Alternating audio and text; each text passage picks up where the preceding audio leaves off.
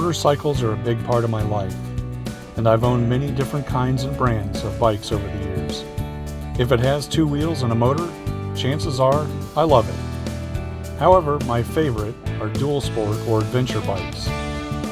There is nothing that compares with exploring forgotten roads and trails on the back of a motorcycle, especially with my brother Tom, another lifelong rider. My name's Joe, and this is one of our adventures.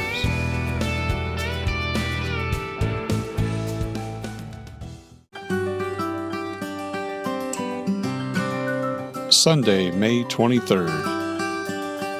After a long wet ride yesterday through the Black Rock, we are currently in Cedarville. Had a nice, warm, dry night in a hotel, and only the inside of our boots are still a little wet from going through the creeks, but we're gearing up, ready to go. Our mom Trudy had met us in Cedarville, as she had a project she was working on up in Fort Bidwell. We had a nice dinner with her and Dad, followed by a restful night. As we walked outside the following morning, we noticed there was substantial snow in the mountains, and the weather forecast called for more snow throughout the day. Our planned route for the day would have taken us up through the Warner Mountains to about 7,600 feet in elevation. There were just no two ways about it. We were going to have to miss a beautiful section of dirt riding today. We would also have to miss another large section of dirt that would skirt the north side of Gearhart Mountain, also a high elevation route. We would have to take the low elevation pass over toward Goose Lake and try to find as much passable dirt as we could during our day's journey to the Chiloquin area. We would meet up with Dad again at a possible spot to camp right on the Sprague River. We said our goodbyes and got on the road about 8 a.m. It was very cold, but a beautiful morning. It was nice to finally see some blue sky, even if it was only in patches. Of course, the sky didn't look so great in the direction we were heading.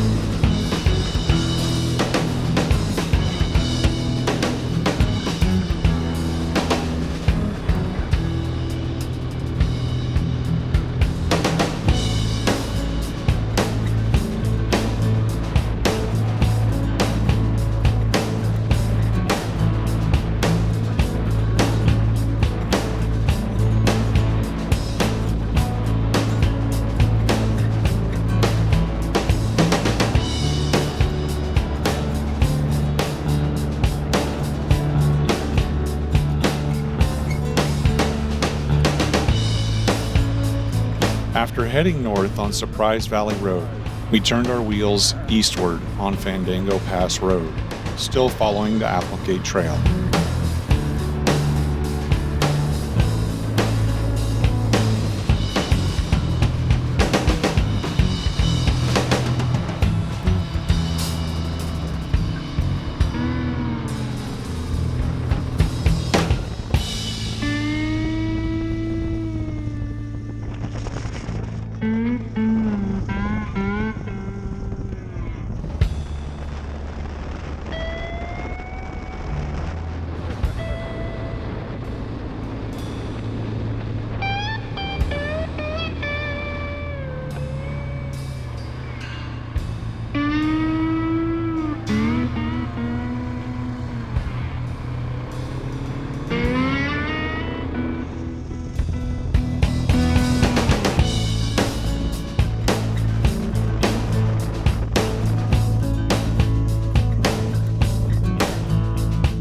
Through a series of tight corners, we wound our way up to the pass.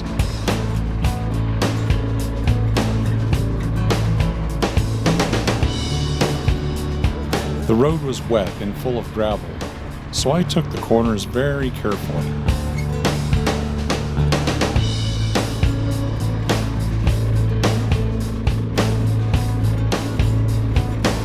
My timidity probably drove Tom nuts. He's the king of cornering, and usually dragging a knee around the corners. Well, on pavement anyway. In our 20s, he asked to borrow my bike for the night.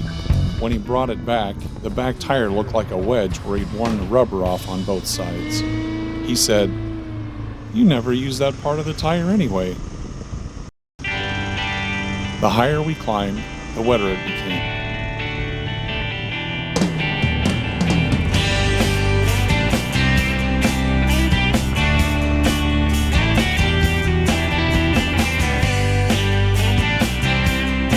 We topped out at 6,100 feet and were pleased there was no snow on the road. Well, we didn't hit snow. That's a good sign.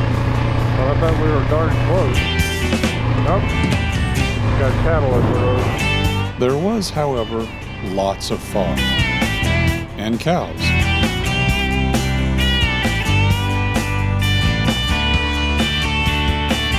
Don't you look at me like that, bovine.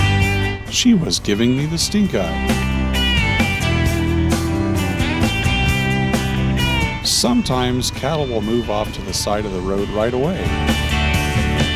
Could have had fresh milk off of that one. Yeah. Come on, roll to the side there, mamas. And sometimes you have to slow down and wait a while. Well, I may just pause for a second, see if they'll walk off to the side. Otherwise, we're going to chase them down the road for 1,000,000 miles. Yeah.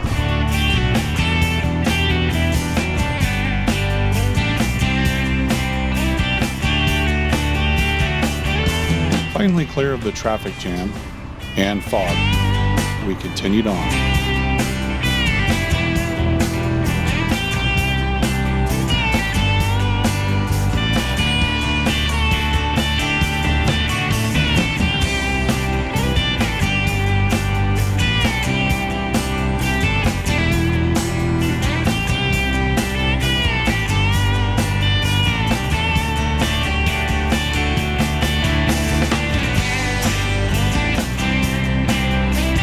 After riding through the fog, the sunshine sure felt good.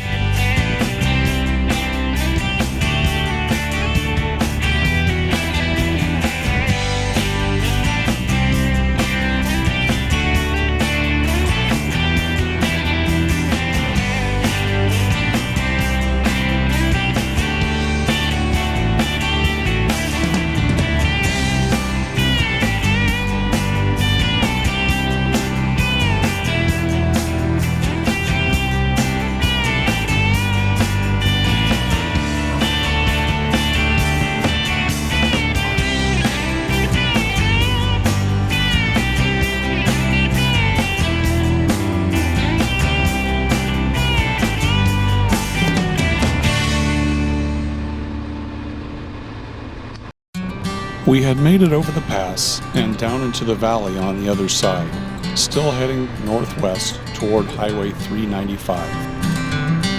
It was turning out to be a beautiful day.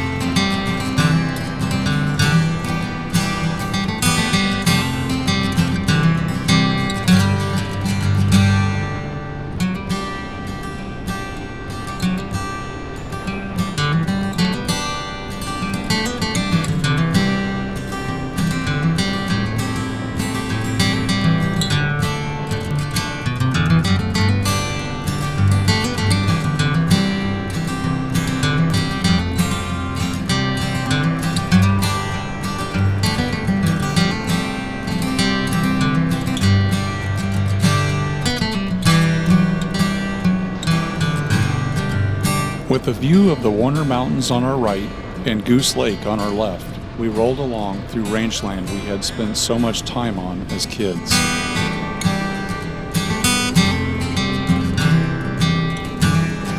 Heading north on 395, we noticed how low the snow level was in the mountains. At least it wasn't raining or snowing on us. In fact, it was starting to warm up a bit, and the pavement was starting to dry out. We made it to Lakeview, Oregon, about 9:30, and stopped for a nice warm breakfast. After fueling ourselves and our bikes, we aimed west, down Highway 140.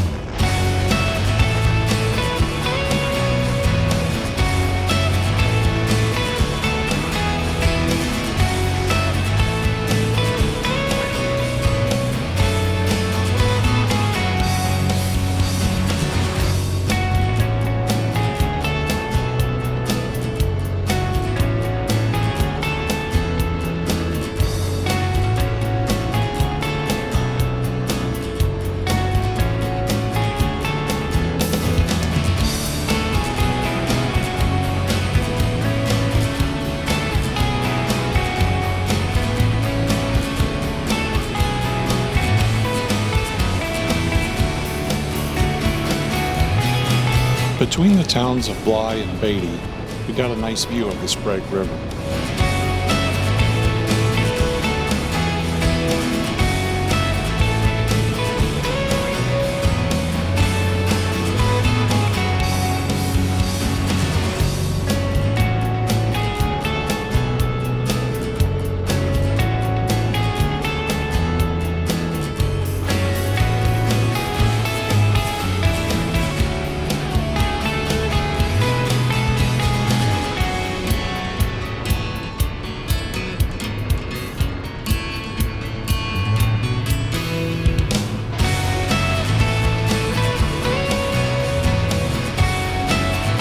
Beatty is a small town in Oregon, where a post office was established in 1913. Current population, 43. It doesn't take long to traverse.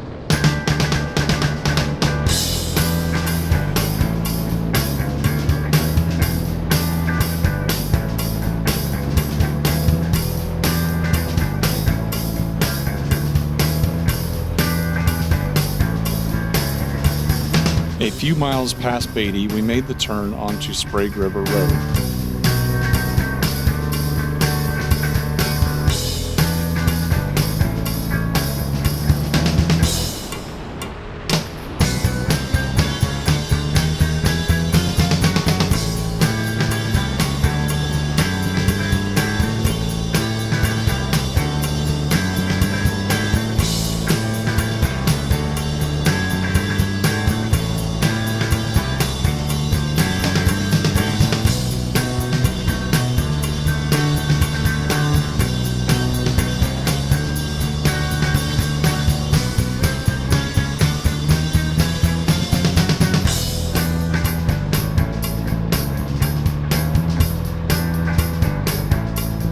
We entered the town of Sprague River about noon. Population, 639.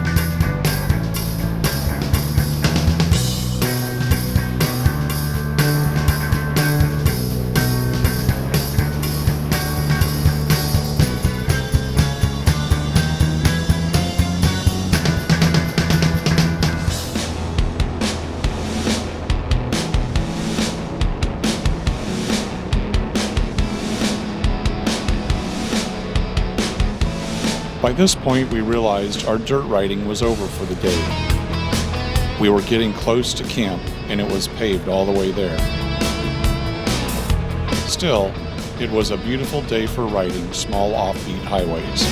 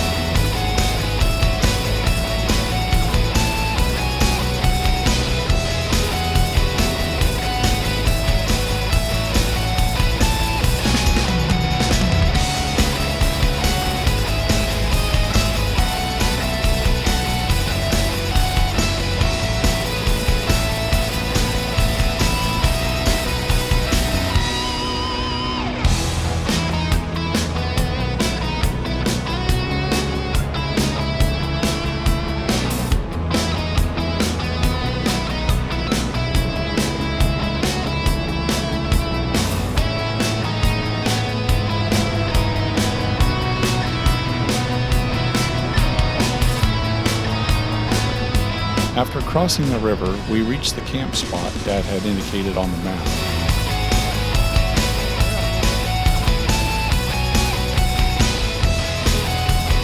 He'll probably be surprised to see us this early. He probably just arrived himself. He sure picked a beautiful spot to camp for the night.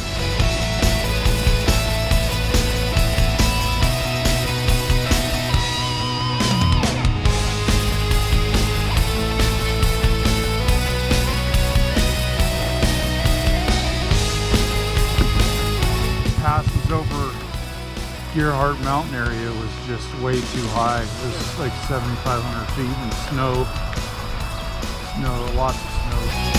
It felt good riding in warmer, drier weather today. Yeah. It's kind of nice having a short day of it. It was only about 1 o'clock after setting up camp. We would have plenty of time to enjoy the beautiful river, warm weather, and get some rest. Tomorrow, we would be riding all the way to Cave Junction, Oregon. Our planned route, 222 miles of mostly dirt, if all went well.